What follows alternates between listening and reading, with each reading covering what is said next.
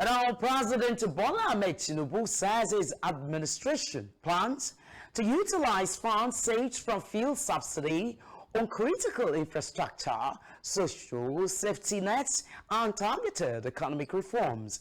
Speaking at the opening of a national conference on public accounts and fiscal governance, President Tinubu, represented by the Minister of State for Finance, Dr. Doris Nkiruka Uzoka Anete, said the removal of the subsidy, though painful, was necessary to free up a fiscal space and redirect national resources to sectors that benefit the broader population. Nigeria spent over 4 trillion on fuel subsidies, more than we allocated to capital expenditure. This was not only fiscally unsustainable, it was unjust. A subsidy that disproportionately benefited the affluent, encouraged smuggling, and breeded inefficiency was neither equitable nor strategic. Since its removal, we have redirected those funds into targeted interventions, expanding our social safety nets, improving public transportation, and financing critical infrastructure projects. Most importantly, we have strengthened our fiscal buffers, making Nigeria more resilient to external shocks. Our commitment remains steadfast to ensure that the gains of this difficult yet necessary reform are redirected towards building a Nigeria that works. And as parliamentarians on the continent, we must rise to that call and occasion, not just with words, but through robust action and institutional reforms.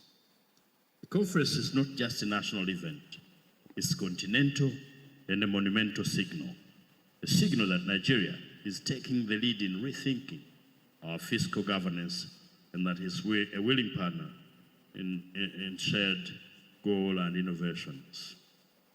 As chairperson of AfroPac, I wish to reaffirm our commitment to supporting the work of PACs across the continent in building the momentum from our recent AfroPac conference in Uganda, which was held in March this year. Ladies and gentlemen, we feel that there is a renewed sense of purpose, driven by commitments made by regional and international partners in strengthening the operational independence of public accounts committees. We now see Nigeria as a strategic partner and anchor in this mission, especially as we prepare for the upcoming WAPAC conference, which Nigeria.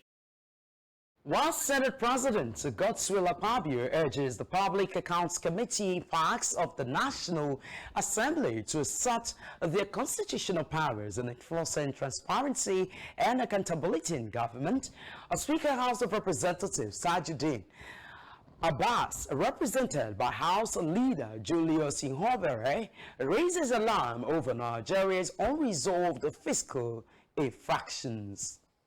It is imperative to understand that without transparency, without physical discipline, without physical integrity, there will be no genuine development. There must be accountability and there must be transparency in a manner that the revenues of the nation is spent.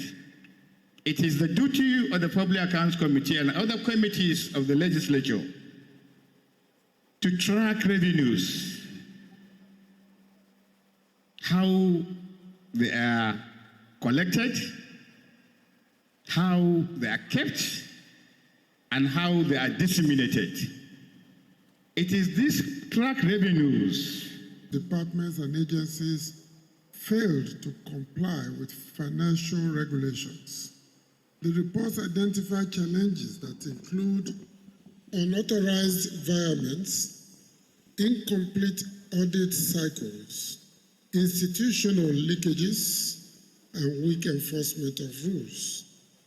The 2024 Subnational Audit Efficacy Index reveals and conference will come up with clear, actionable, and pragmatic measurable plans to achieve these objectives in an immediate and short plus long-term measures. It is gratifying to note that at a pre-conference dinner held last night, we achieved one of the goals of this conference, which is to secure a commitment by both chambers of the National Assembly as well as development partners to speedily pass the audit bill, a piece of legislation central to promoting accountability in Nigeria, but which unfortunately has been delayed for over 10 years.